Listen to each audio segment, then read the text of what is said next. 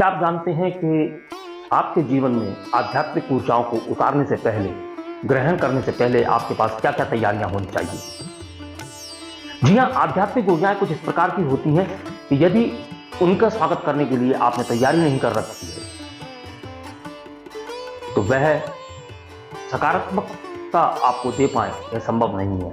हो सकता है कि आपके जीवन में कोई और बड़ी समस्या उत्पन्न हो जाए, और ऐसी अवस्था में जब आप उन्हें कंट्रोल कर पाने की स्थिति में नहीं होंगे तो आप पागलपन की स्थिति तक जा सकते हैं।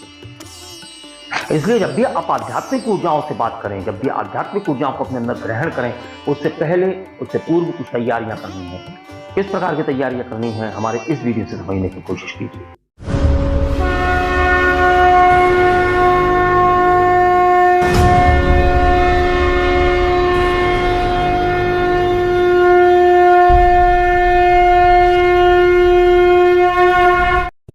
नमस्कार दोस्तों, मिरेकल यूनिवर्स @SSF के आज के इस वीडियो में मैं राजेश कुमार पुरी, आपका डिवाइन मित्र, आप सभी का हार्दिक अभिनंदन करता हूं। दोस्तों, जैसा कि हमने पिछले वीडियो में भी आपसे बात की आध्यात्म और धर्म को लेकर, और हमने कहा कि आध्यात्मिक ऊर्जाओं को अपने अंदर ग्रहण करने के लिए आपको कुछ तैयारियों की आवश्यकता होती है। हमने पिछली बार आपको यह बताया था कि किस प्रकार से आप अपने अंदर की ऊर्जाओं को समझने की कोशिश कर सकते हैं, अपने उद्देश्य को समझने की कोशिश कर सकते हैं। आज हम आपको यह बताएंगे सबसे पहले कि आपके पास में आध्यात्मिक ऊर्जाओं को ग्रहण करने के लिए किस प्रकार की तैयारियां होनी चाहिए। सबसे पहली बात आती है कि जब भी हम आध्यात्मिक ऊर्जाओं को ग्रहण करते हैं तो उसके ग्रहण करने के हमारे दो ही स्थान होते हैं। या तो हम उसे अपनी थर्ड आई से ग्रहण करते हैं, या फिर उससे हम अपने ब्रह्मरंध्र से ग्रहण करते हैं। थर्ड आई यानी कि हम यहां पर 3 ग्लैंड्स की बात करते हैं, पिनियल ग्लैंड, पिट्यूटरी ग्लैंड और हाइपोथैलेमस ग्लैंड। अब यह आपके पूरे ब्रेन को चलाने वाले और आपके पूरे जीवन के कंट्रोलर होते हैं। जब हम ब्रेन की बात करते हैं तो ब्रेन आपका हार्डवेयर है। इसके अंदर न्यूरॉन्स होते हैं, हजारों लाखों की संख्या में न्यूरॉन्स हैं, फैले हुए हैं, और इन न्यूरॉन्स के डेवलपमेंट से ही व्यक्ति के इंटेलिजेंस की बात होती है। व्यक्ति कितना इंटेलिजेंट है, उसके किस ब्रेन से एक्टिविटीज चल रही हैं, यह समझने के बाद ही पता चलता है कि व्यक्ति के कितने न्यूरॉन्स कार्य कर रहे हैं। अगर हम बात करें आपके न्यूरॉन्स की वर्किंग की, तो एक सामान्य व्यक्ति के जीवन में उसके 1% से 2% न्यूरॉन्स ही वर्किंग में होते हैं, तब भी वह अच्छा खासा चतुर व्यक्ति हो सकता है। और यदि किसी व्यक्ति के न्यूरॉन्स 2% से ज्यादा डेवलप्ड हैं तो वह बहुत इंटेलिजेंट कहलाता है। ज्यादा से ज्यादा इंटेलिजेंट की बात करें तो 3-3.5%। अब यहां यह देखने वाली बात है कि जैसे जैसे आपके न्यूरॉन्स जागृत होने लगते हैं, आपकी इंटेलिजेंस बढ़ती जाती है। तो यह इंटेलिजेंस दरअसल आपकी ऊर्जाएं हैं, आपकी शक्तियां हैं जो बढ़ने लगती हैं। आपने कई जगह देखा होगा मिड ब्रेन एक्टिवेशन। लोग आंखों पर पट्टी बांधकर किसी नंबर को बताना, किसी कलर को बताना, यह सब क्या है? यह सब आपके न्यूरॉन्स की एक्टिविटीज हैं जो बहुत ज्यादा होने लगती हैं और आपकी इंट्यूशन पावर बढ़ने लगती है। जैसे जैसे आपकी इंट्यूशन पावर बढ़ती है वैसे वैसे आपकी शक्तियां भी बढ़ती चली जाती हैं। तो यह अति आवश्यक है कि सबसे पहले आपके ब्रेन को मजबूत करना है, ब्रेन के न्यूरॉन्स को मजबूत करना है। क्योंकि यदि अचानक से ऊर्जाएं आपके ब्रेन में, आपके दिमाग में घुस जाती हैं, आपने अचानक से ग्रहण कर लिया, बहुत ही हैवी अगर ऊर्जा आपके अंदर प्रवेश कर गई,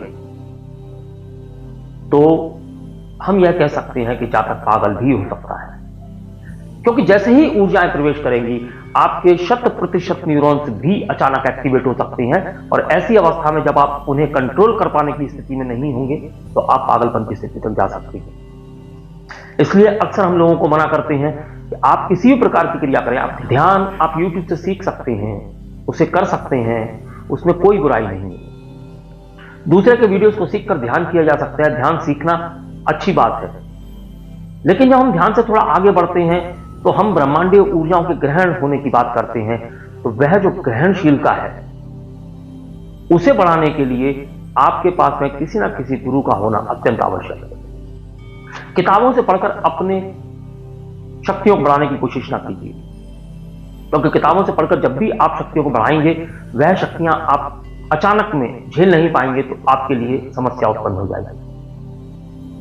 तो यहां पर समझने वाली बात है कि आपको अपने ब्रेन को सबसे पहले एक्टिव करना है, मजबूत करना है, क्योंकि ब्रेन के अंदर के न्यूरॉन्स को मजबूत करना है। और ब्रेन का जो सॉफ्टवेयर होता है वह होता है मन। मन की जब हम बात करते हैं तो अक्सर लोगों का ध्यान, जब हम मन कहते हैं दिल पे हाथ रख देते हैं, और जब हम माइंड कहते हैं सिर पे हाथ रख देते हैं। यानी कि लोगों को ऐसा एहसास होता है, ज्यादातर लोगों को यह पता ही नहीं है कि मन शरीर में होता कहां है। और हकीकत यह है कि मन की कोई भी स्थिति शरीर में है ही नहीं। मन ब्रह्मांड की वह हर जगह है जहां पर स्पेस है, जहां पर खुलापन है, क्योंकि मन की गति भी अपूर्व है। कहते हैं कि जहां ना पहुंचे रवि वहां पहुंचे कवि। तो यह कवि जो है, इसे आप मन कह सकते हैं, आपकी सोच कह सकते हैं। मन की गति बिजली से भी तेज होती है। प्रकाश गति की हम बात करते हैं, उससे भी तेज मन की गति होती है। यह मन ब्रह्मांड में हर जगह मौजूद है। तो इसे अपने ही घर में जाने के लिए कितनी गति चाहिए? यूं चुटकी बजाइए और पहुंच गए। आप आंखें बंद कीजिए, स्विट्जरलैंड के बारे में सोचिए। आप पहुंच गए, आपने स्विट्जरलैंड के बारे में सोचा और आप स्विट्जरलैंड पहुंच गए। लेकिन स्विट्जरलैंड जब तक आपके अवचेतन मन में नहीं होगा, तब तक वहां की फोटोज नहीं दिखाई देंगी। आप आंखें बंद कीजिए, सोचिए मैं बादलों में तैर रहा हूं, आप बादलों में तैरने लगेंगे। वह अनुभूति आपका मन देता है आपको। तो सबसे पहले ब्रेन को भी डेवलप करने से पहले आपको अपने मन को डेवलप करना है। जब हम मन की बात करते हैं तो इंग्लिश में से माइंड कहते हैं, और जब हम माइंड की बात करते हैं तो इसके अलग अलग नाम हो गए हैं। Conscious mind, subconscious mind, unconscious mind, super conscious mind. तो हम इन 4 माइंड की बात भी करते हैं। और जब मन की बात करते हैं तो हम प्राण शक्ति की, आत्मा की बात करते हैं। तो जब हम मन की बात करते हैं तो हम सिर्फ ये कहते हैं कि एक आपका चेतन मन होता है, एक अवचेतन मन होता है, और जो अनकॉन्शियस माइंड जिसे आप कहते हैं वह दरअसल आपकी आत्मा होती है। यही आत्मा आपके पूर्व जन्म से ट्रैवल करके आपके शरीर में आई है और वह आपके साथ कार्य करती है। आपका पूरा जीवन मिथ्या बातों पर चलता है। आपका नाम झूठा है, क्योंकि यह एक पहचान करने के लिए बताया गया है कि यह आपका नाम, नहीं तो आपको किस नाम से पहचाना जाएगा। आत्मा का कोई नाम नहीं होता। तो आत्मा जब आपके शरीर के अंदर प्रवेश कर आती है तो आपको जीवन को चलाती है। अब यही जो मन है, इसकी कनेक्टिविटी दरअसल आपके पिनियल और पिट्यूटरी ग्लैंड से होती है, और यही मन की कनेक्टिविटी सीधी की सीधी यूनिवर्स से होती है। तो जब आप अपने मन को साधना शुरू करते हैं, जब आपका मन सध जाता है, जब आपका मन शांत होने लगता है, आपके अनुसार आप मन को बना लेते हैं, उसके बाद आप अपने ब्रेन पर कार्य कर सकते हैं। जब आप अपने ब्रेन पर कार्य करेंगे, आपके न्यूरॉन्स जागृत होंगे, और मन जब आपका यूनिवर्स से किसी भी एनर्जी को खींचकर आपके ब्रेन में डालेगा, तो वह एनर्जी आपके लिए 100% पॉजिटिव होने वाली है। फिर उस एनर्जी को प्रयोग कैसे करना है, यह विधा भी आप सीखते चले जाएंगे।